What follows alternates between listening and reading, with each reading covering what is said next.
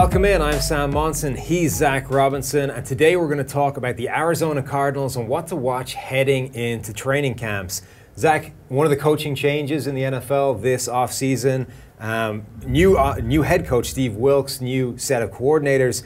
It's going to be fascinating to see some changes that is creating. In particular, number one on my list is Larry Fitzgerald potentially moving back to the outside, having really been a slot receiver over the past few years in that offense with Christian Kirk being drafted. Can Larry Fitzgerald still play outside? I don't know. He's settled into that slot role so well. He's had the second most targets of any slot receiver in the NFL over the last 3 seasons to Jarvis Landry. So he's kind of got a great feel for the space in there. He's played a ton of snaps, played the most snaps of any receiver in the NFL last year. I don't know if he still has that same wiggle and twitch at the line of scrimmage with a lot of press guys into the boundary, but I wouldn't doubt this guy. He takes such good care of his body and everything. We see just what of a freak he's been over his career. We'll see if they maybe transition Christian Kirk to the outside some. I know he's been mostly a slot guy, but I think keeping Larry Fitzgerald in the slot periodically would be a good idea. And Kirk does have the body to play outside. He's a big slot guy. It's not like we're talking about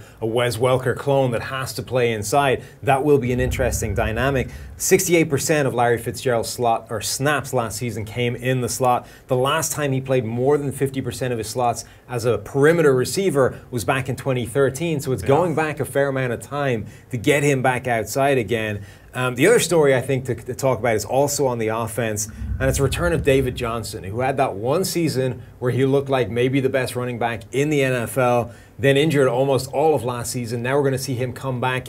Can he transform this offense again? Yeah, I think so. He's such a dynamic guy. You can put him outside. There's times where he runs legitimate comeback routes on the outside. I mean, he does some stuff for his body size and everything. We see the Alvin Kamaras and kind of the smaller guys that you split out.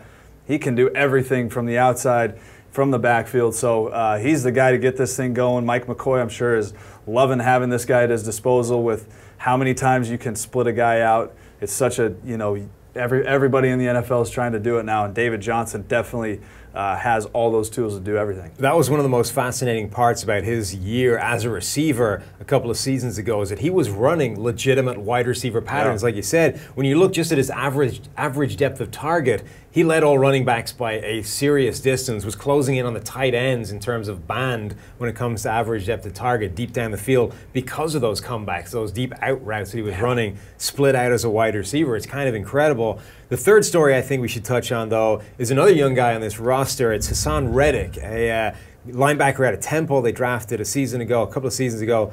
Can he nail down a starting spot, and where will it be? Because as a rookie, his grade was ugly, started off as an inside linebacker because he's an undersized guy, but he struggled so badly doing that, they moved him to edge where he did have his most productive play. Yeah, it's going to be interesting to see maybe on base downs if they move him to an off-ball outside linebacker, maybe a will spot where he can just kind of get his read keys and go, and then maybe they kick him to the edge rusher on pass downs and in nickel situations. But, athletic guy, can get to the passer. Does he have enough on base downs to stay and lock down that position, at Will or at Sam? I guess we're going to have to see. Give him more of the Bruce Irvin treatment where he plays 2 downs as a linebacker, kicks to the edge and rushes the passer in obvious passing situations. That's probably got to be the solution for him.